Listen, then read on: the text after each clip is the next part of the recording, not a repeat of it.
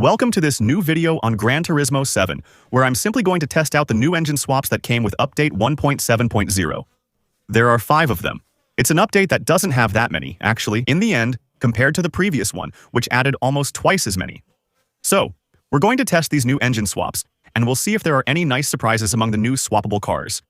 Let's get started with a swap that's available. The same engine is available for both the old 2003 Audi TT Coupe and the 2009 TTS Coupe. We're going to install it on the TTS Coupe, mainly because it's the newer model. The chassis is supposed to handle the power a bit better, but also because this car is lighter than the old TT. So I guess we'll have a better power-to-weight ratio with the new swap. A new swap that is very, very expensive. It's the engine from the Audi Quattro Pikes Peak Edition, so the rally car. You know, the famous engine that's not very upgradable. But even without any upgrades, it's already going to give us better power than the fully upgraded TTS engine. There is one upgrade we can still install, which is the turbo that's going to boost us. So, with 800 horsepower for 1,110 kilos, here we go. Let's see how it turns out. A TTS with 800 horsepower and 5 cylinders. I think the stock TTS, I don't want to say anything wrong, but I believe it has 4 cylinders. If I remember correctly, so here. We're turning it into a 5-cylinder. Ultimately, it's like we're making a homemade TTRS, though there are still many big differences between the TTS and TTRS. Especially the transmission, which likely isn't set up the same way. Basically, I think this one is also all-wheel drive, if I remember correctly, the TTS too, but I don't think it really has the same Quattro system as the TTRS. So, I think here we have a car that's a bit more front-wheel drive oriented than rear-wheel drive, but it's fine, it drives pretty well. Obviously, the engine is limited, but this one is really impressive. With it, you could easily reach 300, without even trying, We have no trouble competing with big Ferraris, Lambos, Astons, or even Bugattis, What's probably going to be annoying is that actually, the car loses a bit of grip when accelerating again at low speeds. That's the slightly annoying part, which could disadvantage us against bigger cars. They can accelerate quickly out of corners while we have to go more gradually. But, well, since we have cars that are since we have a car here that's lighter than theirs, I think that in the end, on the slightly longer straights, we'll catch up to them without any problem. And then, finally, in the corners, it's really good. It's incomparable. I'm thinking of a McLaren P1. Afterwards, I think it's mostly a flex swap. The swap is still costly. 1 million credits. I think you can buy most of the hypercars you see next to us, which will be much easier to drive and much more usable. Especially, 1 million. Plus the upgrades, plus buying the car. I think we're at 1.2 million. 1.3 million. That's still expensive to have a car that's good, sure, but not exceptional either. There's a new swap that's going to be available on both the Suzuki Escudo, the famous Suzuki that's well known from Gran Turismo, and it's also going to be available on the Renault Espace F1. We're going to install it on the Renault Espace F1 instead, since my Escudo already has a great setup I don't want to change. But yes, we can also use it on the Espace F1. Another engine option besides the default V10. We may lose a bit of prestige sound-wise, but that's acceptable. We'll be able to install the V10 on it. The engine from the Nissan GT GTR Nismo, which I believe is more powerful once upgraded than the V10, which was already nice. The Espace F1 had 800 horsepower, but I think the GT GTR engine has even more.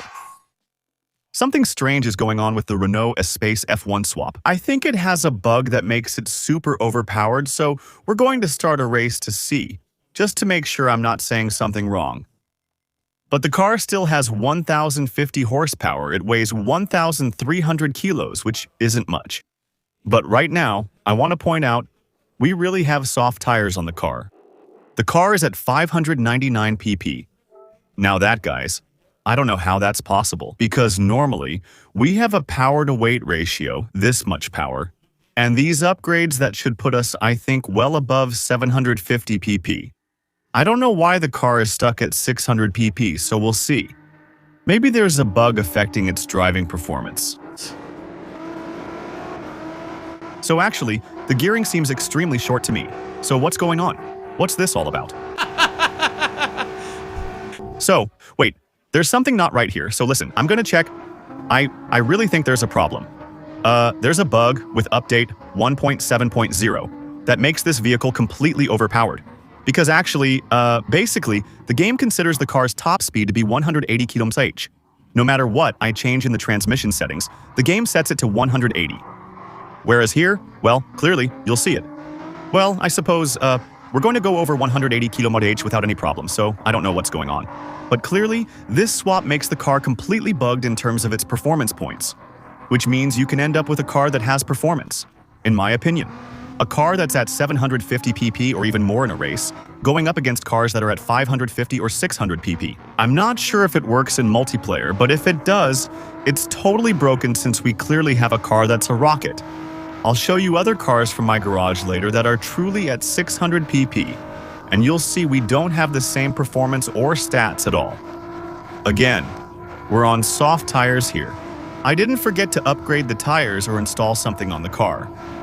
We have a monster that hits 350, has over 1,000 horsepower, weighs 300 kilos, and has incredible handling. It's a car. The Renault Espace is apparently very good, dynamic, and made for racing, so there you go. And here, indeed, I think we found it, so it's either my setup, or I have a bug, or everyone has the bug. Which makes this car completely astonishing for its level of performance. Again, it's not the fastest car in the game. That's not what I'm saying at all. What I'm saying is that it's unusually fast for a car that's normally in the 600 pp class. So I'll show you in my garage some other cars at 600 pp, so you can see a bit of the performance difference. Let's go get that right away. You see, usually at 600 performance points we have cars that make 300 horsepower, 400 horsepower. Sometimes you might find things that go up to 600. In those cases, handling will be tricky because the car is very heavy. You see what I mean? There's a problem here. It's not possible to end up with a car that has 1,000 horsepower in the same category as a Renault Megane RS. You see? There's still a slight issue. The Megane RS is a very good car. Don't get me wrong, I didn't say otherwise, but there's something that's not right with that car. This swap totally breaks the game and the meta until it's patched. Well, clearly, in multiplayer, if there are races at 600 pp, or even in solo for the campaign, I don't see which car could even compete, could even come close to this swap to Space F1. To finish, I'll show you another swap that was added in the update with the Toyota RAV4 swap, which is pretty funny, because this time, we're going to have a lot more power. We'll be able to swap it with the engine from the Dodge Demon Challenger. So I don't know why they had this idea. I don't know where it came from. By the way, the original Demon Challenger has 850 horsepower. I thought it was 808, but maybe it depends on several things. Anyway, yeah, actually, I don't know where this idea of doing that on this car comes from. Maybe it's a reference to a real-life modification that was done on this car, with a Demon engine, I don't know. But it's the same thing here. I think it's over 1,000 horsepower, but I don't remember exactly. This engine makes even more power. I recall 1,200 horsepower for 1,300 kilos. And here, well, now we actually have a PP bug, like the game can't even calculate my PP. What's going on? What's up with this update, actually? So, I don't know what's going on. But yeah, the problem is that with bugged PP like this, like when they can't be calculated, that happens sometimes, and normally when it does, there's a reason for it. Usually it means the car has a big handling problem actually, so that's what I'd like to test. Except the problem is, when the PP are bugged like this, you can't start or almost can't start a race. Most of them don't work. So what we're going to have to do in the end is a custom race. So I'll pick the same track again. Because Le Mans is still convenient, you can test a lot of things there. Damn, I can't even do it. So, I'm going to try to do a time trial, but is it going to work? At least? Yeah, the time trial works, so that's a bit annoying. So, actually, out of 5 swaps, there are still 2. At least. Because I haven't tested the one with the Suzuki Escudo, but maybe 3. That completely break the game, you know? So here it's the same. I feel like there's something wrong. Something changed with this update. There's something that's not right. I couldn't tell you exactly what. Even with the gearbox, there's something that's not normal. I'm gonna check that, where is it? Car settings. Okay. Manual adjustment. I don't know, I feel like there's something wrong with the game when it comes to managing the gearboxes. Well, here it's... okay, it seems less buggy than in the Espace F1. But there's still something off. Well, as you can see from the vehicle's reactions, it's possible. It's possible that the game is having trouble calculating a performance index for the car because of that. Because it actually doesn't turn anymore. Wow, what the fuck? But what's going on with the physics? But... So I don't know if you can see it clearly, but The car is bouncing when I shift gears, when I turn, when I accelerate. But what's going on? So I think there's a mix of several things here. I think the engine is adding a lot of weight to the front. I think, I don't know, there's something going on with the suspension. There are so many jolts that the car ends up getting thrown around with every movement, every acceleration and deceleration. My God, this is going to be hell. Okay, now I understand better why, but look at this. It doesn't turn. Like really, the wheels weren't turning there. Just so you know, I'm pushing the joystick all the way to turn, and the car doesn't turn when it's moving. Actually, it's pretty weird. Yet, nothing seems to be stuck, unless there could be something. But what seems strange to me is that there could be. One thing is that the car might be so low at the front that it prevents the wheels from turning. Except that when you accelerate the car, it gets pushed backward. There's no reason for that to happen, so yeah, exactly. I think this update introduces several buggy swaps. Let's see how it goes in this mode.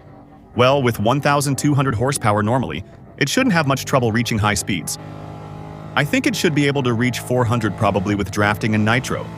The problem is, well, we won't be able to take advantage of it, because since we can't start a custom race or a normal race, with the PP bugged, well, we won't be able to take advantage of the slipstream from other players, or use the nitro.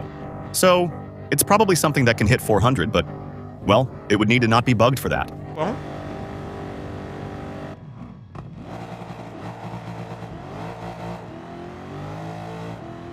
Wait, I just realized something.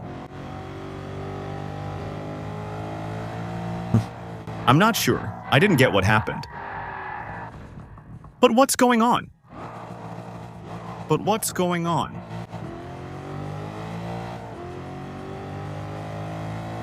I'm not sure. We're on the straight line version.